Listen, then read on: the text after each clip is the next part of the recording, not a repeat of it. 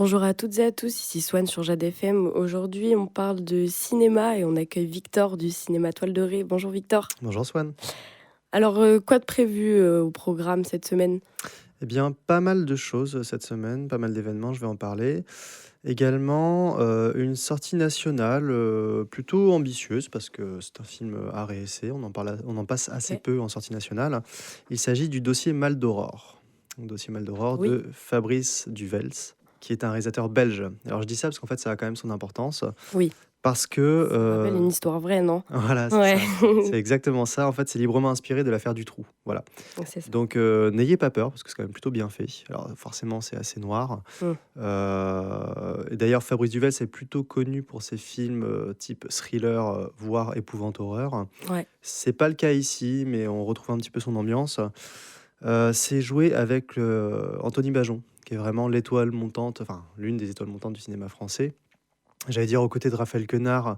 D'ailleurs, il a joué avec lui dans Chien de la casse, notamment. ok. On l'avait vu également, en tout cas, il a été révélé au grand public dans La prière de Cédric Kahn et on l'a également vu à l'affiche de Teddy, donc plutôt, film un petit Film peu, un peu humoristique. ouais, humoristique, teen movie et aussi de genre, hein, parce que c'est un film de loup-garou des frères Mhm. Boukerma, donc les frères Boukerma qui ont réalisé récemment Leurs enfants après eux aussi. Oui, Voilà, on s'en souvient. Ok. exactement. Donc Anthony Bajon qui est vraiment, comme d'habitude, génial. Hmm. Il incarne très, très, très bien, ce policier d'ailleurs, qui fait presque un peu prépubère, mais c'est assez marrant. Et qu'est-ce qu'on a du coup à l'affiche cette semaine? Alors, on a donc 2 autres sorties, donc pas des Oui, sorties nationales, mais juste des sorties en oui. décalé. Nous avons Bird de Andrea Arnold, donc c'est une réalisatrice britannique, très habituée du festival de Cannes. D'ailleurs, elle filme vraiment l'Angleterre qu'on ne connaît pas. Alors, Ok. certains pourraient assez facilement dire qu'elle fait du Ken Loach, c'est-à-dire qu'elle filme, l'Amérique des pauvres, par exemple. Mhm. C'est pas du tout le cas parce qu'en fait, en termes de réalisatrice, il y a rien à voir avec Ken Loach. Je trouve ça un petit peu plus subtil du côté d'Andrea Ok. Arnold. On lui doit notamment Red Road, Fish Tank ou Cow, d'ailleurs, un documentaire sur les vaches qui était aussi présenté à Cannes. D'accord.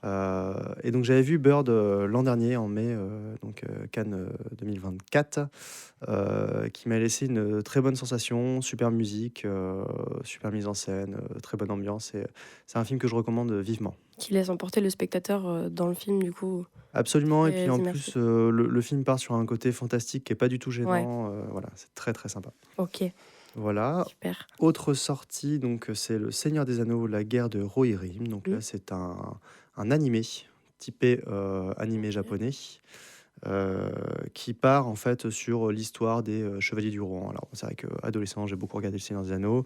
On se rappelle des Chevaliers du Rohan, on se rappelle aussi des espèces d'éléphants géants qu'il y a dans le troisième volet du Seigneur des Anneaux. Donc, ça reprend un petit peu cette histoire-là parallèle. Sous forme de du coup, d'animé, donc différent du film, parce que c'est une autre production encore, Absolument, ouais, ouais. c'est complètement différent. Complètement différent, ouais, OK, tout à fait. très bien.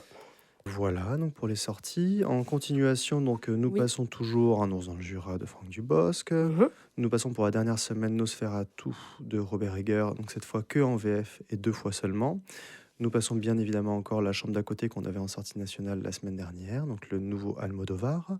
En fanfare est toujours à l'affiche et c'est une très bonne chose. Le film fonctionne très bien chez Fonctionne nous. très bien, ouais, Ouais, ouais, c'est ouais, ce que vraiment, j'ai vu, c'est super. Ouais, mmh. Emmanuel Courcol, très beau succès encore. On va le garder encore quelques semaines. Sarah Bernhardt, La Divine, qui fonctionne encore et qui tourne encore. L'un de mes coups de cœur, 20 Dieux aussi. Oui, Voilà, de Luce Courvoisier, qui est vraiment très très sympa avec des acteurs non professionnels, mmh, est encore à l'affiche. Peut-être une dernière semaine, éventuellement encore 2 semaines, mais ça, on n'est pas sûr. OK. Voilà, et également au niveau animé, donc nous avons arrêté Sonic, mais nous continuons Vaiana 2, Mufasa, et après il y a quelques événements dont je vais vous parler. Oui, c'est ce que j'ai vu, un après-midi jeu de société, du coup. En quoi ça consiste alors? Ouais, bah en fait, c'est toujours dans notre logique de vouloir travailler avec des associations locales. Voilà. Oui. Donc on essaie de piocher à droite à gauche différentes idées, et l'une de nos bénévoles, en fait, est aussi bénévole à l'association J'adore jouer. Donc c'est une association qui se réunit dans différents lieux pour Mmh. voilà, jouer à des jeux de plateau, principalement. OK. Donc l'idée, comme au Ciné Étoile Dorée, on a un ciné-café, ça a été de les accueillir au ciné-café. de leur mettre des tables à disposition et donc le samedi après-midi pour qu'il y ait un peu de monde et donc du coup, initier les spectateurs, aux différents jeux de plateau. Alors soit les spectateurs viennent voir un film, soit ils viennent jouer, soit ils font les 2. Ils peuvent passer l'après-midi au cinéma, il y a pas de problème. Il y a un ciné-café, il y a du café, du chocolat, donc D'accord, et c'est c'est très sur un jour, particulier? C'est le samedi, je vois samedi 18, c'est ça? c'est ça, c'est OK. samedi 18, donc à partir de 14 heures pour l'accueil des jeux. Ensuite, les films sont à 14h30, 17h30, 17h30 et 20h30 et OK. nous passerons donc, des films un peu adaptés. Donc c'est-à-dire qu'il y aura À couteau tiré de Ryan Johnson avec, Daniel Craig. Alors ce n'est pas un jeu, mais c'est un film qui est vraiment un petit peu à la Agatha Christie, un who done it, Mmh. donc qui peut rappeler le Cluedo. Voilà, c'est pour Oui, ça qu'on l'a choisi. ou le spectateur recherche aussi pendant le film peut-être? Complètement, Oui. complètement. Donc là, voilà, donc on passe à couteau tiré en VO. Ensuite, à 17h30, on passe Donjons et Dragons en VF. Donc Donjons et Dragons inspiré donc du jeu de rôle Mmh. connu. Donjons et Dragons, donc l'honneur des voleurs. Et le soir, donc là c'est aussi un petit coup de cœur pour moi, c'est Ready Player One de Steven Spielberg, qu'on passe en VO à 20h30 et là qui est vraiment un hommage à la culture geek, jeux Mmh. vidéo, qui est vraiment très très bien fait. Pour Voilà, finir en beauté la journée, quoi. absolument. Voilà. Je voulais parler aussi de 3 autres événements qu'on a cette Oui. semaine, notamment l'avant-première du film Un parfait inconnu, donc Mmh. biopic sur Bob Dylan avec, Timothée Chalamet qui joue Bob Dylan, accompagné d'Elle Fanning. Alors à savoir que Timothée Chalamet et Elle Fanning avaient déjà joué ensemble, assez récemment dans Un jour de pluie à New York. Oui. Et c'est un film réalisé par James Mangold. Alors, je dis ça, ça a aussi son importance, que James Mangold avait déjà travaillé avec Disney à l'occasion du dernier Indiana Jones. Et surtout, pour moi, il avait réalisé Le Mans 66, qui était Oui. une petite pépite venue de nulle part, film grand public, qui a intéressé pas mal les cinéphiles parce que très bien fait, quoi. Mmh. Il a fait aussi, les Logan et Wolverine, j'ai vu, Alors ça, je ne sais pas du tout. ne saurais Très pas bonne dire. question. Très bien. Et ensuite, donc deux autres événements. Donc un événement récurrent, c'est le Mini-Toile. Mmh. Mini-Toile de Ré, donc pour rappel, les Mini-Toiles, c'est un dimanche par mois. On passe des films à partir de 3 ou 4 ans. Celui-ci est à partir de 3 ans. Et donc accueil goûter offert par le cinéma, projection du film, présentation de la salle et atelier sur inscription à la fin de la projection. Parfait. Et là, cette fois, c'est un peu d'imagination. C'est un programme de court-métrage qui avait été réalisé spécialement pour le dispositif d'éducation à l'image maternelle au cinéma.